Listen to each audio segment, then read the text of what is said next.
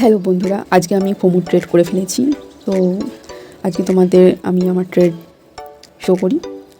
দেখতে পাচ্ছ মার্কেট কালকে 11টার সময়, 11টা বলতে রাত 11টার সময় মার্কেট কতটা র্যালি দিয়ে চাপের দিকে। তো এতটা র্যালি দেওয়ার পর আমি তাও ডাউনে প্ল্যান করেছিলাম আজকে সকালে, দেখতেই পাচ্ছ।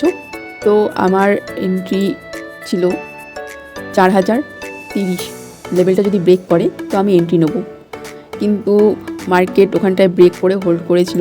ঠিক আছে, আমি দেখিয়ে দিই এই রেঞ্জটায় হোল্ড করে, তো এখানটায় রিটেস্ট করে আপে চলে যায়। তো আমি এই মুভটা মিস করি, কারণ আমার ডাউনে প্ল্যান ছিল, তাই আমি আপের দিকে প্ল্যানটা ভাবতে পারিনি।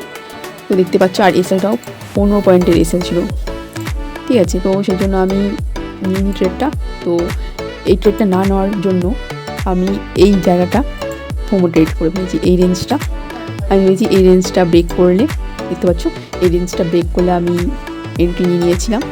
তো তারপর আমি বেরিয়ে যাই, কারণ আমার রুলস ডাউনে ছিল, তো নিজের রুলস ব্রেক করা একদমই উচিত নয়। তো যেহেতু আমার ফোমো ট্রেড হয়েছিল, তো আমি সাথে সাথে বেরিয়ে গেছি। তো কারা কারা নিজের রুলস না মেনে ট্রেড নিয়ে নাও ফোমো টাইপের এত মুভমেন্ট দেখার পর, আমি কমেন্ট করে জানাও। আমারও ভিডিও পেতে আমার চ্যানেলকে ফলো ও লাইক করে রাখো।